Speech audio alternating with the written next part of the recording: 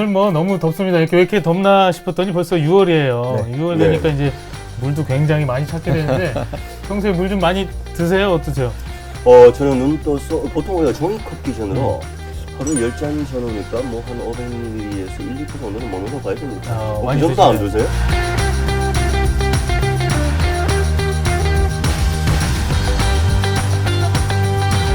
저는 이제 많이 저만 먹으려고 많이 노력하는데 예. 잘 안 되더라고요. 어떠세요?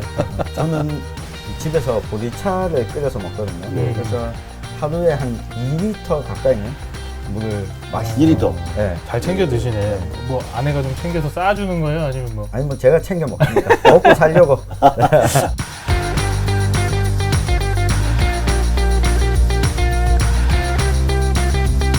물이 만병통치약이라 그러는데 약을 별도로 드실 필요가 없는 것 같습니다. 네. 저는 물을 좀 많이 먹어야 되는데 안 먹는 편이라서 상당히 좀 걱정스럽습니다. 네.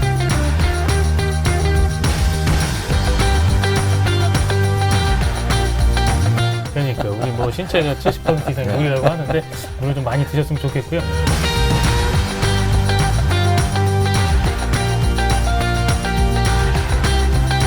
물 얘기를 좀 시작해봤는데요. 대구경북 기자회견 오늘은 물에 대한 얘기 좀 낱낱이 파헤쳐 보도록 하겠습니다. 대구경북 기자회견 본격적으로 시작합니다.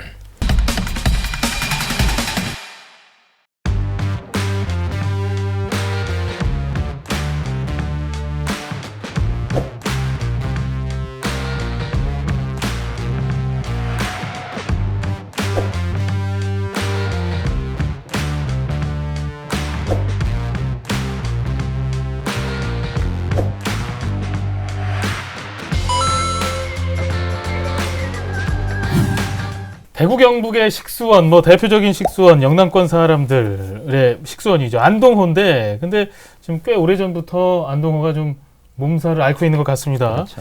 관련해서 얘기를 하기 전에 일단 지역 사람들에게 안동호란 어떤 의미가 있는지 우리 권 교수님이 전문가니까 먼저 좀 짚어주시죠. 한마디로 말씀드리면은 애물단지이자 보물단지입니다. 안동 지역 주민들에게는 애물단지예요. 네. 1976년에 안동댐이 준공이 되면서 수많은 이주민이 발생했어요. 정말 한이 맺힌 곳이죠. 또 보상도 거의 받지 못한 뺏기다시피 했었어요. 그래서 댐이 준공이 되고 난 다음에 기후변화로 인해서 호흡기 질환이 생기고 일조량이 부족해서 농사도 잘 안 되고 또 안개가 많다 보니까 또 차량 사고도 많이 나고 이런 문제들이 심각하게 발생하죠. 또 거기에다가 깨끗한 물을 보존해야 된다고 해서 자연환경 보존지역을 너무 가다하게 설정해서 개발도 안 되고 부동산 값도 하락해지는 거예요. 그러나 이런 고통이 있는 반면에 하류 지역 주민들에게는 전력도 공급해 주죠. 국가 전체적으로. 그다음에 가뭄 문제, 가물 때 생명수를 공급해 주죠. 또 홍수가 날 때 물을 저장해서 홍수 예방을 해 주죠. 이런 여러 가지 혜택들을 많이 주고 있는 거죠. 그래서 이제 안동호는 우리 안동 지역민에게도 보물단지가 되도록 뭔가 바꿔줘야 되겠다. 맑은 물을 공급해야 될 의무는 안동이 반드시 가지고 있어야 돼요. 그러나 그 반대적인 급부도 있어야지 일방적으로 맑은 물만 공급해야 된다라고 생각한다면은 안동호에 살고 있는 안동 시민들은 엄청난 부담이 오는 거죠. 그래서 이제 안동 시민에게도 보물단지가 되었으면 좋겠다는 생각을 한번 가져봅니다. 네, 뭐 쏙쏙 들어오네요. 애물단지. 라고도 표현해 주셨는데 이제 보물단지로 역할이 좀 바뀌어야 된다라는 얘기 해주셨는데 2000년대 들어서 수질 문제가 좀 제기가 됐어요. 그렇죠. 방금 우리 저 가도남께서 이제 안동에는 그야말로 애물단지. 네. 그런 대표적인 애물단지 문제들이 이제 2000년부터 이제 시작되는 거죠. 첫째 이제 녹조가 아주 심각하게 발생을 했고 동시에 또 이제 물고기라든지 조류들이 이제 죽어나가는 새들이 죽어나가는 이런 사건들이 생기고 2008년도 특히 이제 심각해서 당시에는 제 기억으로도 이제 뭐 뉴스에서 많이 터치가 됐는데 뭐 일본의 또 해외에 또 이 댐 호수 관련된 전문가들 오용 관련된 전문가들 또 뭐 대구 와서 조사도 하고 그랬었어요. 네. 그러다 2017년도에 불과 이제 3년 전 정도죠. 그야말로 뭐 떡붕어, 붕어 종류 중에도 떡붕어, 그다음에 이제 외가리 이런 이 물고기 조류들이 이제 그야말로 뭐 죽어나가는 이런 상황이 되고. 그래서 2016년도 이제 환경부 한 1년에 걸쳐서 굉장히 심층 조사 분석을 했습니다. 전문가들 다 투입을 해서. 1년 동안 연구조사한 결과, 일부 지점에 안동댐의 길이가 엄청나요. 그러니까 중간중간 일부 지점에 퇴적물에서 카드뮴이라든지 카드뮴 비소 이런 거는 그 암을 유발하는 대단히 그 인체에 해로운 겁니다. 이러한 이 퇴적물들이 상당히 있긴 있으나 이 먹고 마신 식수에 지장이 있는 건 아니다라는 네. 발표를 했을 정도인데 이 부분에 대해서 여전히 뭐 찬반 토론할 거리가 많죠. 네. 예. 최근 들어서 이 환경부가 이 안동호 인근의 그 외가리 폐사, 집단 폐사 원인에 대한 좀 연구 용역 결과를 발표했거든요. 네. 이 결과를 보면 이 중금속에 의한 폐사라기보다는 오히려 그 외가리 집단 내의 싸움이나 그리고 외부적 요인, 그러니까 소음이나 스트레스를 받게 한 이 요인 때문에 이 폐사한 것으로 보인다라고 하는 연구 용역 결과가 나왔고 네. 또 그에 앞서서 또 몇 달 전에 이 자체적으로 또 환경연구원에서 연구 결과가 또 나왔거든요. 확실하게 안동호의 오염 문제가 외가리 집단 폐사에 영향을 미친 거는 아직까지 인과관계는 나온 건 없습니다. 네. 외가리 폐사에 대해서는. 그야말로 이제 그 외가리 조류들 스스로의 네. 생리 서식적인 문제라고 하는 네. 것이 이제 최근에 얘기가 나왔죠. 그렇죠. 네. 네, 안동호 오염 문제가 공론화된 건 뭐 지역의 한 수석 동호회의 노력 때문인데요. 당시 동호회원이자 또 현재 낙동강사랑 환경보존회장을 맡고 계신 이태규 회장 연결해서 좀 자세한 얘기 나누도록 하겠습니다. 회장님 연결돼 예, 있죠? 안녕하세요. 안녕하십니까? 네, 네. 일단 그 안동호 오염 문제 공론화시킨 분으로 많이 알려져 있는데요. 당시에 어떤 모습을 보고 좀 안동호에 문제가 있다 이런 생각을 하셨는지 설명 부탁드리겠습니다. 예, 근본적으로는 물고기와 이렇게 새들이 시도 때도 없이 죽어나가는 모습을 보고 이건 아니다 이런 생각이 들었고 네. 또 안동호 퇴적층이 조금씩 드러날 때마다 불순물이 우러나옵니다.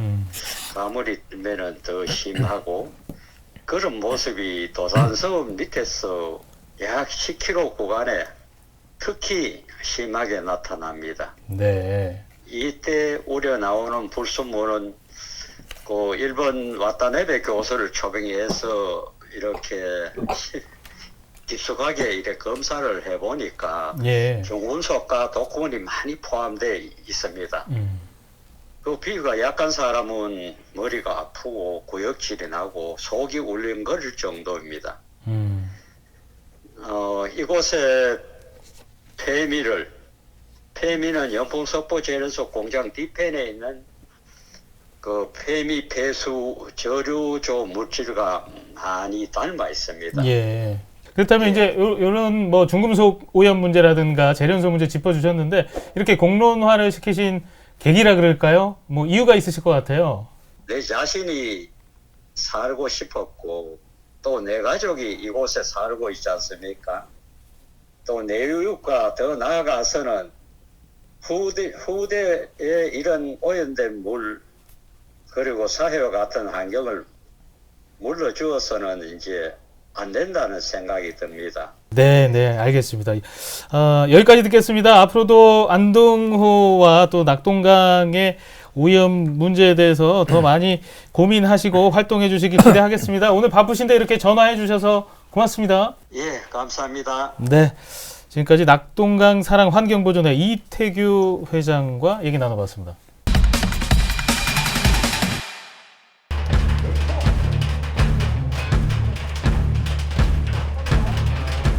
힘드시죠? 맞습니다. 힘듭니다. 그래서 버금이들이 이 자리에 모였습니다.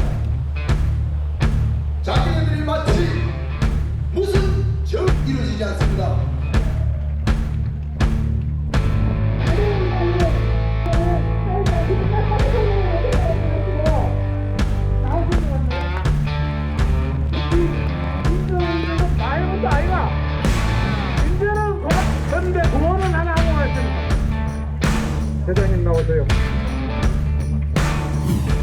네, 방금 전화 인터뷰에서도 좀 언급이 됐습니다만 봉화의 재련소 네. 얘기를 빼놓을 수가 없습니다. 이 얘기 좀 더 덧붙여 주세요. 네, 환경부가 전국에서 가장 사랑하는 재련소. 사랑하는 사랑의 의미가 여러 아주 가지로 해석될 뭐 수 지역 있겠네요. 경제. 적극적으로 동의합니다. 네, 봉화군 영풍 석포재련소. 여기가 지금 아직까지 환경부의 합동 점검 결과가 발표되지 않았지만 4월 말에 또 한 10일간 합동 점검에 또 들어왔다고 해요. 영풍 쪽에서 이야기를 들었는데 네. 그만큼 환경부가 관심 많은 곳인데 이게 환경 문제로 관심이 생겨나기 시작한 지는 이제 2000년대 넘어섭니다.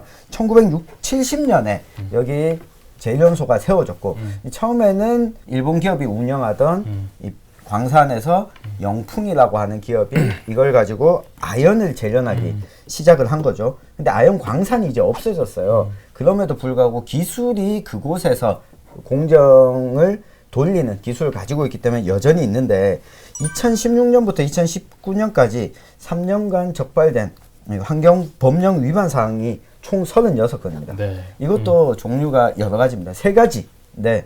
하나는 토양오염, 하나는 대기오염, 하나는 수질오염. 다 있네요. 그러니까 환경오염 3종 세트를 다 가진 영풍재련소인데 특히 최근에는 2019년 5월에 환경부로부터 폐수 관련 시설 부적정 운영과 관련해서 적발이 됐고 환경부가 이 조업정지 120일을 처분하라 이 경상북도에다가 통보를 했고 경북도가 사전 처분 통보는 했는데 네. 아직까지 경북도가 이거 환경법령 조정이 조금 애매하다. 조업정지 할 정도는 아닌 것 같다라고 해서 환경부와 경상북도 입장이 달라서 네. 조업정지 처분은 내려지지 않았습니다. 네. 네.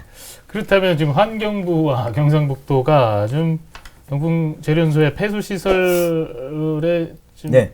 부정적인 운영에 대해서 이견이 좀 있는 것 같아요. 그렇습니다. 그렇죠? 이견이 있어서 경상북도 같은 경우에는 법제처에도 질의를 했고 네. 또 환경부에도 재차 질의했고 결국은 또 이 경북도에서는 안 되겠다.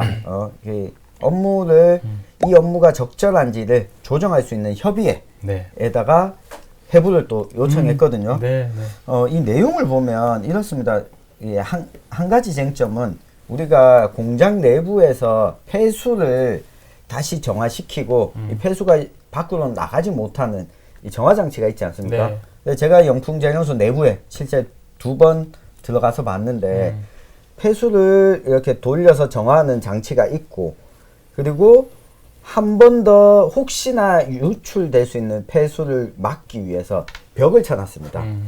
폐수 장치와 벽이 있고 요 사이에 빗물이 떨어지거든요. 빗물이 떨어지는데 이 빗물을 저장하는 곳으로 폐수가 흘러나갔다. 근데 환경부에서는 어쨌든 이 시설이 신고된 시설 밖으로 나간 거니까 예. 이거는 물환경보전법을 위반했다라고 보고 있고 영풍재련소와 경북도의 경우에는 영풍 쪽에서는 우리가 그 못 나가게 하려고 이렇게 이중으로 옹벽조를 쳐놨는데 강물로 나간 건 아니지 않냐. 막았다. 그 경북도에서도 그래 신고한 시설은 아니지만 강물로 나간 게 아니기 때문에 미신고 시설을 신고하지 않은 시설을 설치했다. 신고를 안 했다. 이걸로 처분은 해야 된다. 그러면 조업정지까지는 너무 과하다. 이렇게 입장이 갈리고 있습니다. 네. 현상은 있는데 그걸 바라보는 시선이나 해설이나 해석은 네. 좀 다르다는 걸 알 수가 있습니다. 그렇다면은 이거 뭐 조업정지 처분 불복에 대한 재판도 이게 지금 꾸준히 예, 이어져 오고 있는데 이 부분은 우리 까도남님이 좀 정리해 주시죠. 결국은 아직도 이런 일이 있다는 것은 참 도저히 이해가 안 되는 거죠. 가장 기본적으로 일반적인 기업이 만약에 이렇게 폐수를 무단 방류했으면 어떻게 됐을까요? 제가 볼 때는 아마 구속됐을 것 같아요. 그러나 수없이 반복을 해도 별 문제 없이 넘어가고 있는 것이 이 북부 지역 생태 환경을 사랑하는 시민들의 정말 가슴 아파하는 문제거든요. 여러 가지 석포재련소 쪽에서는 많은 어떤 저감 노력을 해왔어요. 그러나 현실로 놓고 보면은, 드러난 거 보면은 2018년에도 또 폐수를 완전히 처리되지 않는 것을 한 70톤 정도 무단 방류해서 또 그러면은 그것을 신고를 하고 아주 적절하게 해결하려고 노력해야 되는데 그냥 은폐시키려고 하다가 또 걸리는 거예요. 이런 것들이 많이 알려져 있기 때문에 석포재련소에서 무슨 이야기를 해도 이제는 믿지 않는다는 거예요. 맞아요. 이게 심각한 문제거든요. 제가 볼 때는 석포제 이런 데는 나름대로 노력은 하고 있다고 봐요. 네. 그러나 그 노력에도 불구하고 시민들이 믿지 않는 거예요. 왜? 신뢰가 무너져 버렸죠. 네. 또 그리고 지금 환경부의 입장이라든가 경상도 입장이 틀리는 것도 보면은 사람들은 그 진정성을 놓고 보지 않아요. 아, 저 속에 또 뭔가 이상한 게 그러고 있구나. 전부 이렇게 보고 있는 거예요. 경상북도가 왜 저렇게 석포제련소를 봐주려고 하지? 라고 하기 정상적으로 보고 있는 사람이 합리적 없다는 얘기죠. 의심하고 그래서 추론하는 이런 거죠. 문제가 네. 있기 때문에 석포제련소 측에는 정말 오염 물질을 100% 배치를 하지 않을 수 있어요. 비용의 문제예요. 이제는 다시는 이런 문제가 생기지 않도록 석포제련소 측에서 완벽한 시설을 갖춰야 되죠. 기술이 없어도 되지 않는 게 아니잖아요. 결국 돈의 문제거든요. 그러면은 안동호가 그만큼 중요하고 또 석포제련소가 사회적 이슈가 이렇게 나기 때문에 기업의 사회적 책임이 이제는 강조가 돼야 되는 시대예요. 네. 지금 뭐 저희도 지금 까도나님 또 취재 불도저님 지금 이제 강하게 질타를 해왔고 수년간 많은 언론에서도 얘기를 해오고 있는데 이에 대해서 이제 영풍제련소가 이제 입장도 발표하고 해요. 이 부분에 대해서 그동안 어떤 입장을 좀 발표했는지. 예, 사실 영풍제련소는 이 우리나라 아연 생산량 그리고 매출 기준으로 국내 2위입니다. 세계 4위예요. 매출 1조가 넘습니다. 이런 기업이 영풍에 우리가 들어와서 지역의 고용 창출도 하고 지방세 다 납부하고 우리대로는 억울하다 이런 얘기도 해요. 네. 기업 입장에서 그런 부분 자체를 우리가 또 거부하고 부정할 필요는 없습니다. 그러나 그런 부분이 있어서 문제점을 지적하는 것인데 이제 어쨌든 이렇게 수도 없이 이제 문매를 맞다 보니 영풍제련소 입장에서 이제 밝힌 자기 발표는 있습니다. 2016년도에 이제 환경부가 1년에 걸쳐서 그야말로 이 안동호 일대에 659개의 지점에 그 토양을 채취를 해서 분석을 했는데 실제로 그 분석 결과 토양 오염에 영향을 미친 정도를 이 프로테이지를 보면 10% 정도밖에 안 된다. 우리 그렇게 큰 잘못 아니다. 좀 봐달라 이런 얘기죠. 예. 네. 저는 일정 부분 이해는 또 되는 부분도 있습니다. 이 부분 어떻게 보세요? 이제 고도 경쟁 성장 시대에서는 참 우리가 못 먹고 사니까 잘 살아야 된다. 그래서 우리 과거에는 환경오염을 크게 중요시하지 않았잖아요. 70년대, 80년대는 일단 먹고 사는 게 급급했잖아요. 성장에 급급했죠. 성장 중심이었거든요. 이제는 시대가 바뀌었잖아요. 그러면 이제는 우리가 성장을 하더라도 지속 가능하고 또 행복하게 살아야 되잖아요. 예, 제가 잠시 이제 영풍제련소 입장에서 얘기했기 때문에 저를 보고 나무로한테 얘기를 때문에 지금은 고도 성장 시대가 아닌 거죠. 인정합니다. 그러니까 뭐 이런 측면이 있는데요. 이렇게 분석해 보니까 잘못은 전체의 10% 정도인데 우리한테 너무 90에 욕을 하는 것 아니냐, 좀 억울하다라고 이야기를 하는데 그게 아니라 자세가 우리가 잘못했습니다, 책임지겠습니다라고 하고 이제 구체적 노력을 보여주는 게 필요했는데 네. 그동안 영풍 쪽에서 이런 부분들이 좀 부족했거든요.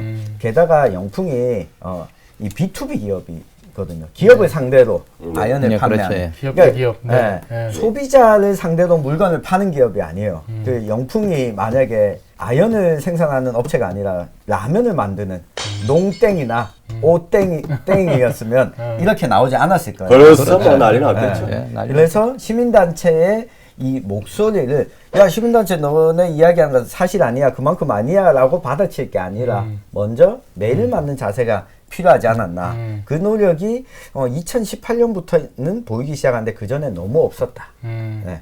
아유, 저 다시 또 영풍제련소 입장으로 네. 좀 들어가겠습니다. 정부적 감각이 예, 좀 부족했다라는 지적이에요. 예.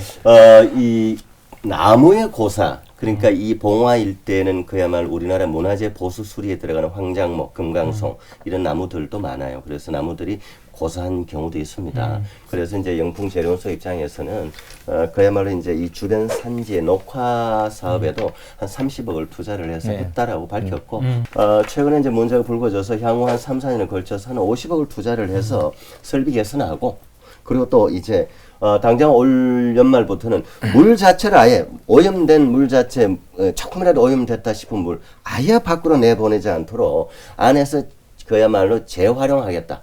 라고 해서 300억의 설비 투자를 하겠습니다. 제가 무슨 공약하듯이 하는 얘기가 근데 이 유지비만 1년에 30억의 유지비가 들어간다. 이 정도로 영풍재련소도 노력을 하고 있습니다. 라고 하는 걸 굉장히 강조합니다. 지금부터 이제 다 떼겠습니다. 원래 돌아가겠습니다. 영풍재련소에서. 원래도 영풍 재련소 헷갈리네요.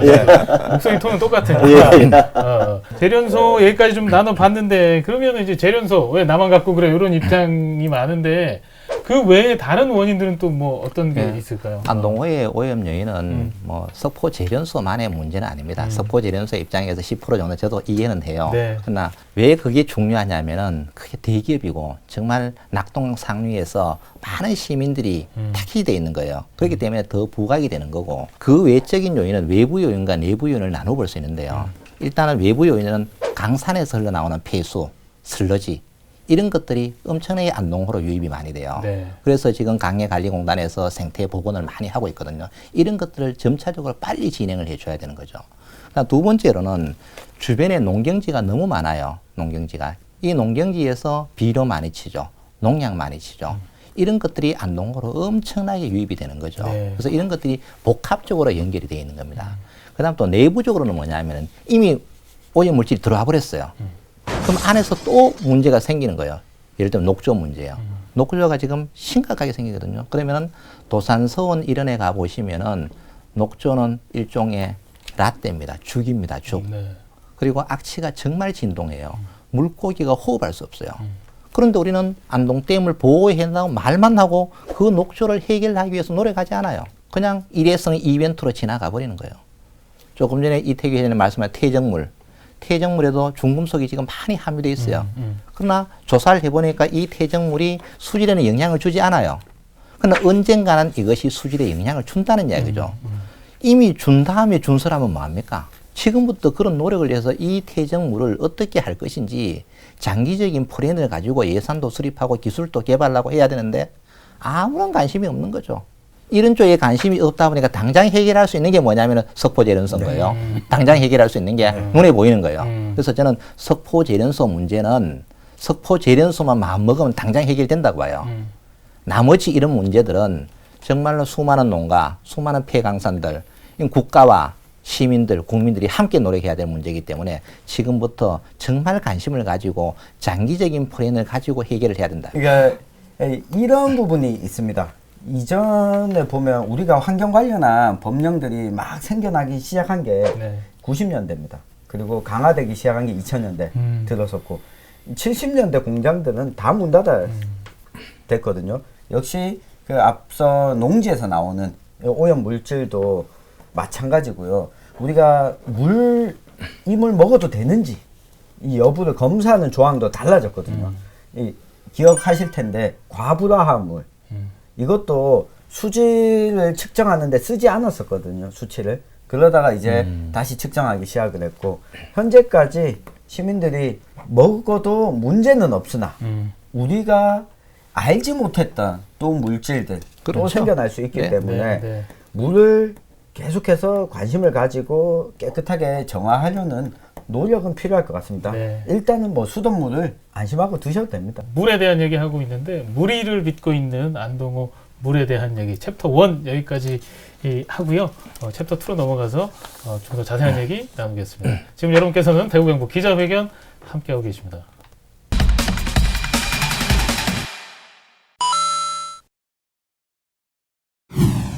네, 챕터 2로 넘어갑니다.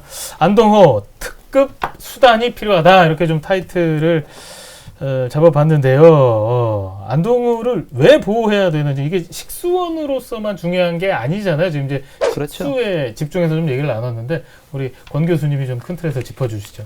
안동호가 오염되면은 생태계가 무너져 버려요. 심각한 문제가 생기죠. 예를 들어서 오염된 물이 안동호에 내재되어 있으면은 안동호 안에 살고 있는 물고기라든가 조류 여러 가지 동식물들이 오염이 되겠죠. 네. 또 오염된 것을 우리 인간이 먹게 되는 거예요. 또 오염된 물이 낙동강 하류로 계속 흘러가는 거예요. 그러면은 그 주변에 또 농경지들, 조류, 물고기들도 또 오염이 되는 거예요. 또 그것을 또 먹고 가는 거예요. 결국은 오염으로 인해서 한 바퀴를 도는 겁니다. 악순환이네. 악순환이죠, 악순환. 그런데 우리는 그 미미한 것 때문에 못 느끼는 거죠. 우리 시대의 변화가 어떻습니까? 서서히 변하잖아요. 인지할 때는 이미 늦어버렸잖아요. 그래서 그런 독극물들이 아주 미세하게 지금은 어느 일정 기준치 이하일 때는 괜찮다 그러잖아요. 이 괜찮은 것이 계속 누적이 된다면 어떻게 되면 인체에 치명적인 결과를 주거든요. 그렇기 때문에 안동호는 단순한 수질 문제가 아니라 인간이 살려고 하는 목적이 뭡니까? 자연환경을 보존해야 되는 목적은 인간이 행복하게 살기 위해서거든요. 그렇기 때문에 생태계를 보존해야 되는 거예요. 그러면 생태계를 보존해야 된다서 너무 보존만 강조해버리면 또 어떻습니까? 인간이 생활하는데 불편해요. 그래서 개발과 보존의 조화를 잘 이루면서도 우리 전체의 생태계에 영향을 미치는 이런 큰 개념이라서 함께 고민을 좀 해야 될 것 같아요. 네. 지금 뭐 환경부에서도 굉장히 애를 쓰고 있는데 어떤 노력들을 하고 있는지 좀 짚어주시죠. 네. 안동댐 상류 지역의 중금속 오염과 관련해서 토양이나 수질 오염 관련해서 조사를 지금 추진을 하고 있고 예. 낙동강 상류 지역 환경협의회라는 걸 또 만들어서 이 시민단체와 전문가들 그리고 여기에서 영풍재련소를 운영하는 기업까지도 해서 모여서 계속 이거 어떻게 하면 이 문제를 해결할까 협의회도 환경부에서 적극 나서서 네. 계속 열고 있고 또 중금속 오염원 중에 한 가지가 이 광물 찌꺼기 이 관련해서 이거 한국광해관리공단에 또 요청해서 네. 처리를 부탁을 해놨고요. 2020년까지는 어쨌든 이 광물 찌꺼기를 상당수 제거하겠다 이 계획을 가지고 있습니다. 네. 이 봉화군 소천면 일원에서 이 사업을 현재 진행을 하고 있고요. 환경부가 계속해서 관심을 갖고 있는데 타 지역 낙동강 물을 먹는 모든 지자체 시민들이 함께 관심을 가져주셔야 된다. 네. 그렇죠. 예. 네. 그래요. 지금 이제 환경부의 움직임, 노력들 짚어주셨는데 이게 이제 사업하고 연계해서도 추진이 그렇죠. 되잖아요. 네. 인공 습지 사업. 네. 이 사업에 대한 기대도 좀 있는 것 같아요. 오염물질 좀 저감에 효과가 네. 있을 것 같아요. 국내도 그 소양댐, 안동댐, 뭐 충주댐 그야말로 대형댐 1, 2, 3 정도 아닙니까? 어쨌든 네. 그 외에도 뭐 댐이 얼마나 많습니까? 그러나 국내에서 댐 상류에 만든 이 인공 습지로는 국내 최대입니다. 이 정도를 만들어서 노력을 하고 있고 또 앞으로도 이제 이런 인공 습지를 전부 다 중간에 CCTV 같은 걸 설치를 해서 전부 다 이제 원격 네. 컨트롤을 한다는 거. 그렇게 해서 한 50% 정도 전후에 그야말로 이제 오염수를 제거하는 역할을 하겠다. 네. 기대한다라고 하는 것입니다. 네. 예, 회사 입장이었습니다. 그래요. 이런 뭐 다양한 수질 개선을 위한 노력들이 이어지고 있는데 한편에서는 이 안동댐 자연환경 보전지역 해제에 대한 얘기가 지속적으로 좀 그렇죠. 나오고 있거든요. 이 국토를 효율적으로 관리하기 위해서 우리가 도시지역, 관리지역, 농림지역, 자연환경 보전 이렇게 나누어놨어요. 네. 그럼 자연환경 보존지역은 어떤 것이냐면은 수자원을 보호해야 되거나 네. 또는 자연자원을 보호해야 되거나 생태계를 보호해야 될 때 정하는 거예요. 네. 그럼 이런 기준이 있으면은 기준에 맞게끔 동일하게 부여가 돼야 돼요. 네. 예를 들어서 호수가 댐이 있는 곳에서는 물을 맑게 유지하기 위해서 주변 지역을 자연환경 보존에 네. 설정하는 기준이 있어요. 자, 그런데 안동댐에는 있어요.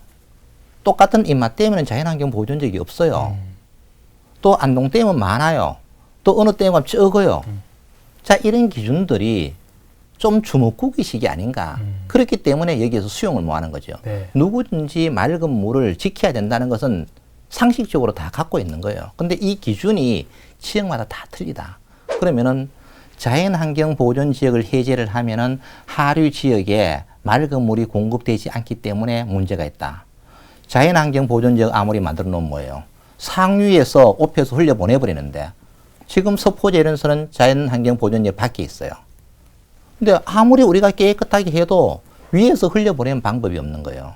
그러면은 지금 현재 자연환경 보존이 설정돼 있잖아요. 맑은 물을 보내고 있어요. 안동에서 구미까지는 낙동강 유역에는 크게 오염이 되지 않아요. 맑은 물을 보내. 그러나 구미부터 부산까지는 어떻게 됩니까? 오염 물질이 넘쳐흘러요. 아무리 맑은 물을 보내줘도 그 지역 주변 지역에서 오염 물질이 많이 유입되기 때문에 그런 거예요. 그러니까 자연환경 보존 지역을 설정해놨다고 해서 그런 논리가 맞지 않는다. 그러면은 한강수계를 한번 봅시다. 한강수계에는 정말로 위락시설, 관광시설 엄청나게 많이 들어가 있죠. 그런데 한강 오염됐다는 소리 못 들었어요. 왜?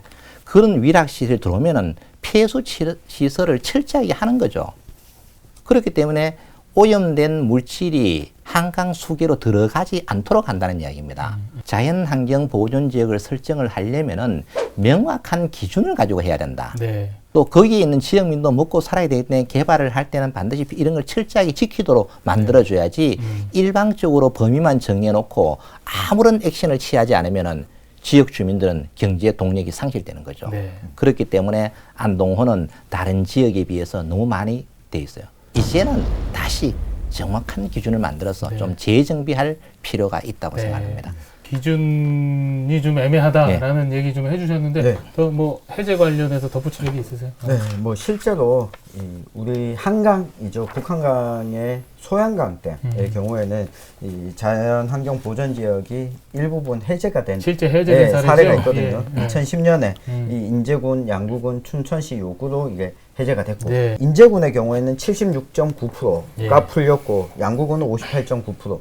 그리고 춘천시는 3%가 풀렸거든요. 아무래도 춘천은 도시 지역이다 보니까 적게 풀렸는데 예. 이 안동호 인근 역시도 마찬가지입니다. 다 풀어달라는 건 아니라 그렇죠, 예. 일부분을 이게 적절하게 기준을 다시 세워서 풀어달라 이 이야기를 하고 있는 거죠. 네. 농번역 안에서는 이거는 부분적으로 상당 부분은 이제는 해제를 해야 된다. 네, 저는 뭐 강력하게 이게 주장합니다. 최소한의 면적만 남겨놓고 다 해제를 해야 되고 단 해제가 됐을 때 난개발이 이루어지면 안 돼요. 개발을 할 때 철저하게 친환경적으로 개발을 하면은 지금보다가 더 좋은 효과를 가져올 수 있는 거죠. 거기에 플러스해서 그럴 경우는 사전 도시계획을 또 사전 그렇죠, 예. 설정해 가면 되거든요. 어떤 것을 개발할 때 환경 영향 평가, 각종 영향 평가를 다 받게 돼 있어요. 내 멋대로 개발을 하는 게 아니에요. 네. 이런 제도적인 장치가 마련되어 있기 때문에 우리가 좀 어느 정도 풀어줘야 된다. 그래야 지역민들도 먹고 살죠. 지금 현재 자연환경 보존제 할 수 있는 행위는 쉽게 이야기하면 농가형 주택 하나밖에 지을 수가 없는 거예요. 아무것도 못해요. 그러니까 사람들이 어떻게 살아요? 이거는 좀 막아줘. 그러면은 지금 현재는 정말 좀 의미 없이 너무 넓게 잡아놓은 거죠. 이것을 제가 볼 때는 거의 80% 정도는 줄여도 된다고 봅니다. 예. 최소한 외에는 전부 이제 예. 개발하면 좋겠다. 저는 조금 이두 분의 의견과 다른데요. 안동의 시민들이 자연환경 보전 지역이 지정돼 있어서 못 먹고 사는 상황이 아니거든요. 그러니까 개발이 안 되는 이유가 과연 이것 때문이냐라고 했을 때 그것보다는 지금 인구가 계속 지속적으로 감소하고 있고 이 미래 먹거리 자체가 불분명하기 때문에 벌어지는 현상이다. 그래서 자연환경 보전 지역을 많이 해제한다고 해서 이게 시민들한테 엄청난 혜택으로 돌아갈 거냐. 아니, 그건 좀 반론이 있는데 땅을 해제하려 가지고 있는 할수록 네. 다른 데 개발 여지 있습니다. 다른 부분에서도 제도적으로 규제가 지금 많이 있어요. 저는 그 규제만 따라도 충분하게 보호가 된다 그래 생각을 해요. 그런데 그보다가 더 강범위하게 잡아놔 버리면은 심지어는 댐 수변 경계로부터 뭐 한 3km 정도 떨어진 데도 있어요. 그렇게 따지면은 할 수 있는 게 하나도 없다는 이야기죠. 그래서 이런 문제가 있기 때문에 지금은 좀 해제를 해야 된다. 그러나 해제를 한다고 해서 난개발하면 안 된다는 전제가 달려야 돼요. 예. 저도 그 난개발하면 안 된다는 예. 전제에 동의하기 때문에 네. 이 의견인 거예요. 개발을 어떻게 할 것인가를 어느 정도 그림을 그려놓고 네. 이걸 하더라도 이 수질에 문제가 없습니다. 그러니까 요만큼을 이렇게 해제합시다. 네. 라고 절차가 해제해놓고 계획을 세우는 게 아니라 계획 세워놓고 해제로 가는. 그게 이제 환경부의 입장이거든요. 워낙 면적이 넓기 때문에 개발 계획을 수립할 수가 없어요, 지금은. 개발하는 것은 예를 들어 100이라고 있으면 1밖에 개발을 못 하는 거예요. 풀어놔도. 네. 그러면 그 넓은 면적의 개발 계획을 수립하고 환경 그 오염 방지를 위한 계획을 수립하기 현실적으로 어려운 거예요. 왜 그러냐면 그냥 농사 짓게 놔두는 거거든요, 그냥. 그러면은 일단 해제를 해놔 놓으면은 해제를 한다고 해서 똑바로 개발되는 게 아니에요. 거기에서 일정 규모 이상의 개발을 하는 개발령이 허가도 받아야 되고 개발 계획도 수립해야 되고 여러 가지 평가를 받는 거예요. 절차가 이 있죠. 과정에서 해야지 하지도 않는 땅 전체를 지금 다 계획을 수립하기는 현실적으로 불가능한 거예요. 그 해제 범위를 80% 가까이 잡으니까 그런 거죠. 네? 그러니까 자연환경 보전 지역 해제 범위를 처음부터 80%를 해제하는 게 아니라 개발 계획을 세우는 범위들을 처음에는 일부분 아주 좁은 범위 그리고 그 다음에 이렇게 그렇게 해가지고는 순차적으로 가자고. 예. 그렇게 하면은 5%도 해제가 안 돼요. 현실적으로. 개발 계획을 수립해가 하려면 왜냐하면 개발 계획을 수립하려면 당장 누가 사업하는 사람이 있어야 되잖아요. 뭐 예를 사업 들면 주체가 들어가야 사업 주체가 되죠. 들어가는 있어야 뭐 여러 가지 지금 주민들은 그거는 또 나중 문제. 내 집 앞에 뭐 창고 하나라도 내 좀 쉽게 짓자는 거예요. 지금은 이런 문제가 있기 때문에 큰 규모로 해제하는 것은 자연환경 보존지역을 해제 않아도 지금 가능해요. 지역개발 및 지원에 관한 법률 내에서 얼마든지 가능하거든요. 지금도. 그러나 지금 주민들이 원하는 것은 그런 큰 걸 원하는 게 아니고 내 삶이 좀 윤택해지도록 하자. 이런 부분에서 너무 장애요인이 많다는 거예요. 그래서 개발 계획을 수립해서 하는 것은 현재의 자연환경 보존 지역이 해제되지 않아도 현재의 법규로 얼마든지 가능합니다. 그렇게 하는 것은 이 전체 면적의 1%도 안 돼요. 실제로 할 게 없어요. 그러나 개인이 조그맣게 하는 것은 그까지가 필요 없는 거예요. 그런 규제를 풀어주려고 하면 전체 면적이 풀려져야 된다. 풀려진다고 하고 모두 개발이 되느냐? 절대로 아니에요. 이제 여기까지 이게 이제 듣겠습니다. 현실하고 조금 안 맞는 부분이 있어요. 요 얘기는 너무 길어질 것 같아서 네. 여기까지만 좀 듣고요. 아무튼 난개발이 되면 안 되고 예, 보전과 그렇죠. 개발 사이에 조화가 돼야 된다. 좀 잘 예, 이루어져야 그렇죠. 된다라는 정도로 좀 마무리하면서 아까 뭐 재산권 그 주민들의 재산권 얘기도 하셨는데 관광 차원에서도 좀 접근을 할 수 있을 것 같아요. 요거 좀 시간이 많이 됐으니까 짧게. 예, 많죠. 예, 어차피 뭐 간단히 예를 들면 이런 네. 겁니다. 지금 이제 자연 그 환경 보전지 지구를 어느 정도 좀 해제를 하면 예를 들어 이런 게 있을 수가 있어요. 물에는 왜 배만 띄워야 됩니까? 저는 안동호에 수륙 양용 버스 띄우자. 예, 띄워서 맞습니다. 요즘 문제 없어요. 그 전기 동력이기 때문에 뭐 그게 뭐 기름이 나올 일도 없고 그건 뭐 다른 지역에도 하고 있어요. 그걸 띄워서 그야말로 하류에서부터 해가지고 이제 본댐 하류에서부터 저기 도산 끝까지 말이죠. 길이가 얼마나 깁니까? 중간중간에 선착장 터미널 몇 개 그렇죠, 만들어서 여기 내려서 저거 보고 옆에 찜라인 만들어서 관광객이 와서 놀다가 타고 그렇죠. 예. 이런 걸 만들려면 그러면 작은 상권이 또 만들어져야 돼요. 그렇죠. 그걸 아무것도 못해요 지금 상황에. 그러면 배만 수륙양용 버스만 태워가지고 왔다 갔다 그 여름에 그냥 아이스크림 몰고 그냥 어른이 왔다 갔다만 그거 효과 없습니다. 그 부수적인 관광 효과, 관광의 유인을 하려면은 이런 것이 따라가져야 된다. 그 자체만으로도 이거는 관광의 유인 그리고 지역 경제 활성화 동시에 인구 유입됩니다. 플러스. 네. 관광 측면에서 뭐 덧붙일 얘기 있으세요? 이 북한강 속에 가면은 남이섬 있잖아요. 가평에 남이섬이 있거든요. 호수 중앙에 섬이 있어요. 우리 안동에서 여기 뭐 개발한다고 하면 난리가 나겠죠. 근데 거기에는 남이섬, 남이나라 공항을 만들어가지고 연간 200만 명 관광객이 찾아와요. 그런데 그 옆에 수질로 보면 관계없어요. 자, 이런 발상이 저는 필요하다는 거예요. 그래서 이제 안동호도 단순히 보존만 생각하지 말고 이제는 뭔가 동력으로 삼아줘야 되냐. 그래서 저는 늘 하는 이야기가 보존이라는 미명하에 방치해 놓은 것이 안동호예요. 이제는 방치하지 말고 새로운 경제 성장 동력으로 끌어가자. 즉 보물단지로 만들어야 된다는 이야기죠. 네. 그리고 더불어서 이제 이 산업으로 또 바꿔줘야 되잖아요. 그러면은 물 산업의 전진기지를 저는 만들어야 된다고 생각해요. 낙동강 수계에서 우리가 맑은 물을 공급하고 수돗물을 공급한다면은 안동의 경제도 또 이 대구와 경제와 같이 시너지 효과를 이룰 거다. 이런 생각을 해봅니다. 네. 지금 뭐 관광에 대한 질문을 드렸는데 거의 마무리 발언처럼 다 네. 한줄평처럼 해주셔가지고 그냥 한줄평 이어가도록 네. 하겠습니다. 네. 오늘 뭐 지역의 묵은 이슈 안동호 물 문제에 대해서 다양한 얘기를 또 오늘도 장시간 나눠봤습니다. 네. 한줄평으로 마무리하겠습니다. 뭐 먼저 지금 이제 한줄평 분위기로 발언하셨기 때문에 예. 간략하게 정리만 해주시면 될 것 같아요. 저는 같이 먹고 살자. 같이 먹고 같이 먹고 살자. 살자. 한쪽에만 너무 일방적으로 강요하지 말고 도움 받았으면 베풀자.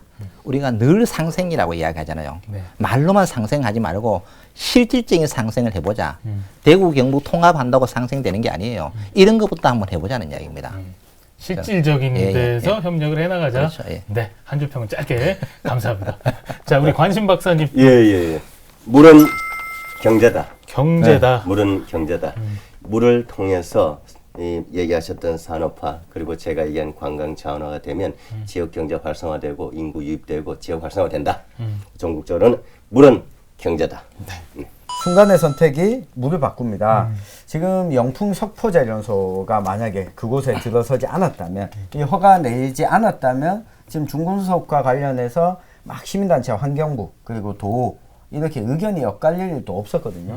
그때 선택을 어떻게 하냐, 법을 어떻게 만드느냐, 법 제정을 하는 사람을 어떻게 뽑느냐에 따라서 달라질 수 있다. 그래서 이 방송을 시청하시는 시민분들이 투표 여하에 따라서 달라질 수 있다. 네, 이 말씀을 드리고 싶습니다. 아, 네. 투표 선거를 잘해야 네. 된다라는 결론까지 네. 이어주셨네요. 저는 뭐 그냥 틀에 박힌 교과서적인 얘기 해야 되겠네요. 물은 생명이다. 그만큼 물 산업, 물 정책이 너무 중요하다. 더 힘을 모으자라는 말씀 드리고 싶습니다. 네, 대구경북 기자회견 오늘도 안동호의 물 문제 비롯해서 물의를 빚고 있는 안동호를 자세히 뜯어보고 해부해 봤습니다. 대구경북 기자회견 오늘은 여기까지입니다. 안동호의 물 문제 짚어봤는데요. 다음 주 이 시간에 더 묵은 이슈로 다시 찾아오겠습니다. 시청해주신 여러분 고맙습니다. 감사합니다. 고맙습니다. 아유, 수고하셨습니다. 아유, 요거